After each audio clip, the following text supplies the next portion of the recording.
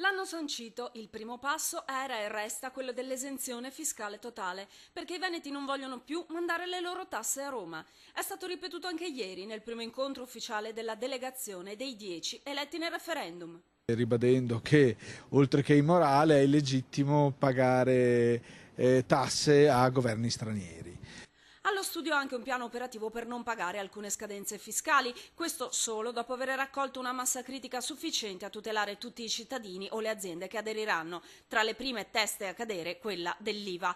E continua anche il coinvolgimento dei cittadini veneti che in oltre 2 milioni hanno suggellato il successo del sì. Domenica prossima, di mattina, al centro Papa Luciani di Padova si terrà una nuova grande convention dove è prevista la partecipazione di altri gruppi indipendentisti.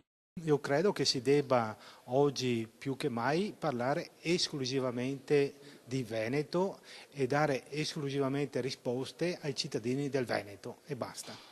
Ci saranno anche quelli che sostengono la strada scritta dal consigliere veneto Valdegamberi, la legge regionale 342 per un referendum con valore istituzionale. Tutti ci auguriamo che questo passaggio verso l'indipendenza in modo istituzionale, come diciamo noi, ovvero con il coinvolgimento del Consiglio regionale previa approvazione della proposta di legge 342, avvenga in pochi mesi, nei prossimi mesi. Intanto tutti gli indipendentisti si preparano soprattutto per le regionali del 2015.